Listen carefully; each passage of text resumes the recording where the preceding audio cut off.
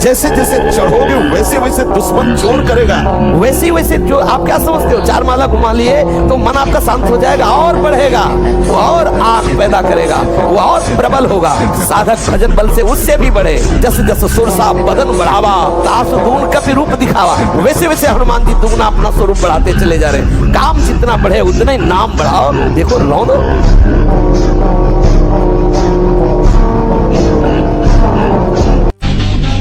जहां जहां आसक्त हो रहे हैं उसमें हमारे मन का केवल भ्रम है। शरीर के द्वारों में कहीं सुख है, घृणित द्वारों में कहीं सुख है। अगर सुख होता कि इनके भोगने के बाद हृदय कह देता कि अब गतनाथ हो जाए, शांत हो जाता। फिर ऐसा क्यों होता है कि उसको एक जगह तृप्ति नहीं होती? क्योंकि वहां सुख है नहीं। फिर सोचता है शायद उसमें हो, उसमें हो, उसमें हो। पूरे के पूरे युग के युग व्यतीत हो गए, कल्प के कल्प व्यतीत हो गए भोगते हुए। क्या सुख मिला? क्या विचलित होना हमारे जीवन में नहीं होना चाहिए। 1000 बार नाली में गिरेंगे फिर भी हम छाती ठोक के आगे बढ़ेंगे। ये मार्ग ऐसे थोड़ी है गिर गए हल्ला मचाने वाला मार्ग नहीं। अब मैं सूक्ष्मता से देखता हूं कहां से गिरा, क्यों गिरा, कौन सी ऐसी चूक हुई जो मुझे गिरा दिया। अच्छा, हमें लगता है हमारा खान पान बिगड़ा, मुझे लगता है कि ऐसा मेरा चिंतन छूटा, नहीं छूटने देंगे, नहीं खाएंगे ऐसा, ऐसी वस्तु नहीं देखेंगे, फिर आगे बढ़ते। अगर फिर फिसलते हैं फिर हम सावधान, अंतिम समय तक हम यही लड़ाई लड़ेंगे। समझिए, मतलब हम कभी कभी बहुत ही कि आप लोग समझते नहीं हैं। हमारे अंदर काम आ गया, हमारे अंदर क्रोध आ गया, आपके अंदर आया, उसी समय आप देखिए ना कि आपके अंदर आया कि आपके मन में आया। जब मन में आया तो आप दृष्टा है ना, आपका क्या बिगाड़ लेगा? आप केवल क्रिया मत होने देना, आप उसी में डूबते रहते हैं, आप उसी में सुख बुद्धि करके तदात्म हो रहे, मरोगे। सुख बुद्धि करके उसका चिंतन करना, मर गए, क्रिया हो कि ना हो, नष्ट हो गए। क्या नष्ट हो गए? आपका तदात्म हो गया, आप अपने साक्षी भाव से, दृष्टा भाव से, दासत्व भाव से विलग हो गए। समझिए ना इसे। अगर कह दे कि ये बहुत कठिन बात है तो केवल आपकी स्वीकृति की बात है। आप तो ऐसे हैं ही कि ना कभी आपको काम सताया, ना भी ना आगे कभी। मान लीजिए केवल आपने जिसे काम सताता है उसको अपना माने हुए, बात यही है। और वो जब तक अपना माने रहोगे कभी नहीं ठीक होगा, कभी नहीं ठीक होगा। ब्रह्मचर्य विरक्त, वो कभी शरीर में तेल ना लगावे, आंखों में कभी सुरमा ना लगावे, कटिंग सेटिंग नहीं, 2 ही हैं, या पूरा मुंडन और या पूरे बाल रखना। बीच में सेटिंग कटिंग करना ये नहीं, सिद्धांत में नहीं। तेल ना लगावे, पूरा जीवन हो गया। कहीं चोट लग गई हो तब लगाया गया हो, बात अलग है। इस शरीर को पूरा जीवन हो गया, 13 वर्ष के अवस्था तक लेते, कभी किसी विशेष परिस्थिति में मालिश की गई हो, वो बात अलग हम कह रहे हैं। नहीं, पूरे जीवन में कभी तेल नहीं लगाया, कभी पूरे जीवन में साबुन नहीं लगाया, और फिर और तो बात क्या अलग है। और या वृंदावन के सिवा कभी पेस्ट नहीं किया, कोई मंजन नहीं किया, गंगा जी की बालू हुई मंजन थी।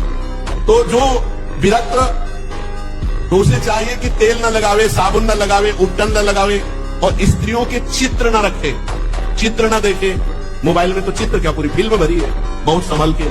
ये नई नई अवस्था के बच्चे धातु रोग से ग्रसित हो रहे हैं, कमर दर्द कर रही है, आंखों में कम दिखने लगा है, ये परेशानियां वो परेशानियां। सावधान रहिए, ये जीवन खिलवाड़ नहीं, चाहे आप गृहस्थ हो चाहे विरक्त हो। ब्रह्मचर्य ऐसी सामर्थ्यशाली, एक बार श्लोक बोलो कंठस्थ हो जाएगा। अगर शरीर स्वस्थ है, कोई अन्य औषधियां या अन्य इस तरह के विकारात्मक पदार्थ अंदर नहीं जाते, और ब्रह्मचारी तो एक बार पूरी बात बोल लो, चाहे जब सुन लेना हो जीवन में सुनाई दे देगी।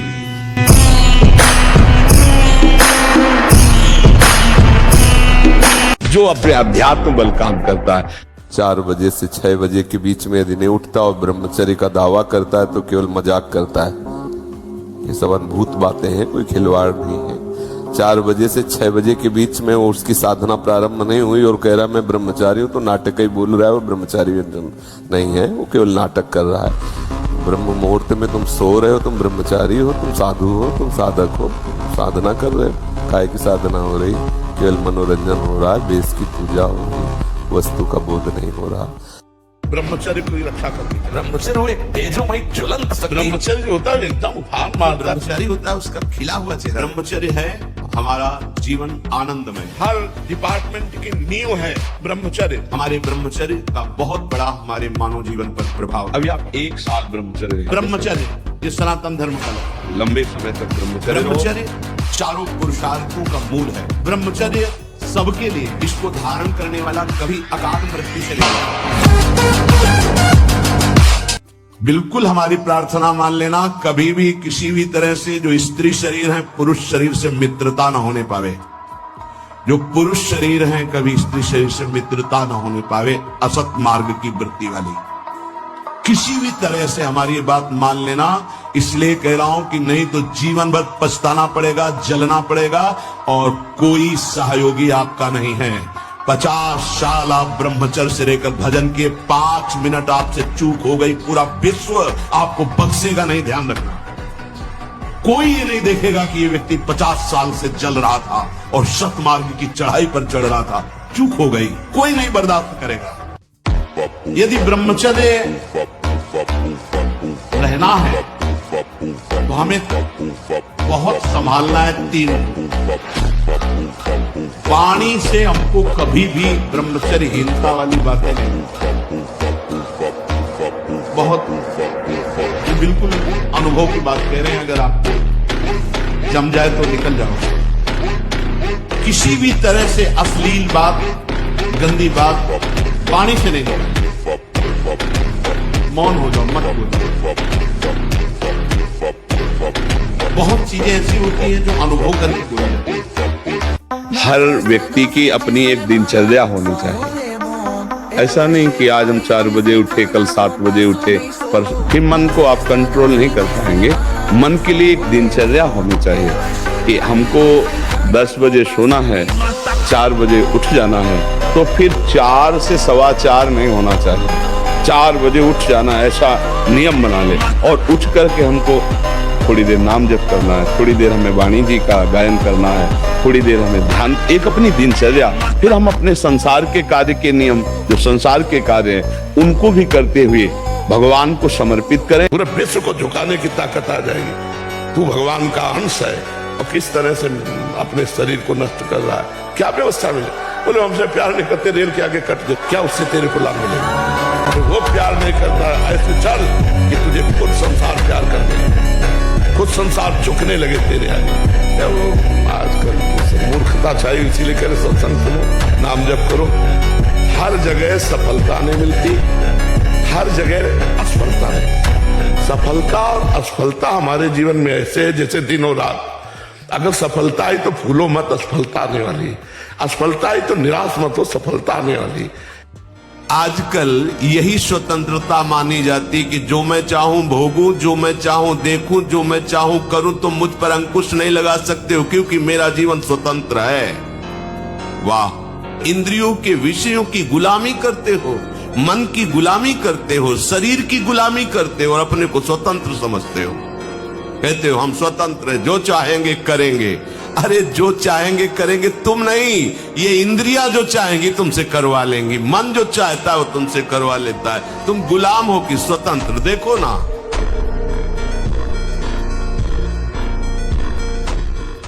चिंगारी को ज्वाला बनने में देर नहीं लगती। अगर हम कहीं धोखे में मान लिया हमारी काम वासना नष्ट हो गई तो फिर गड़बड़ हो जाएगा, क्योंकि दुश्मन को दुश्मन ना मानना, घाटे पे पहुंच जाना है। क्षीण होती, क्षीण होने को मतलब ऐसा लगने लगा कि अब वो वेदना नहीं है, पर वो है, वो सूक्ष्म रूप से है।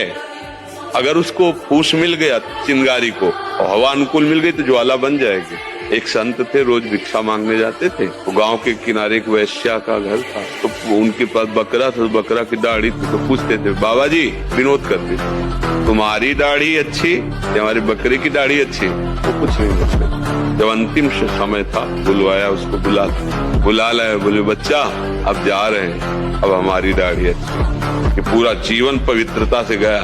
तो उनका महाराज ये तो पहले भी कह सकते, तो बोले विश्वास नहीं था। मतलब सिद्ध महापुरुष भगवत मार्ग के पथिक, जब तक शरीर में प्राण तब तक सावधानी, कभी धोखा हो सकता। क्या मुर्दे जैसा जीवन, जो इंद्री जैसा चाहे वैसा डाउन कर दे, जैसा चाहे वो हमें शोक दे दे, दुख दे। थोड़ा सा साहसी बनो, तुम भगवान के अंश हो, तुम कुछ भी कर सकते हो, कुछ भी।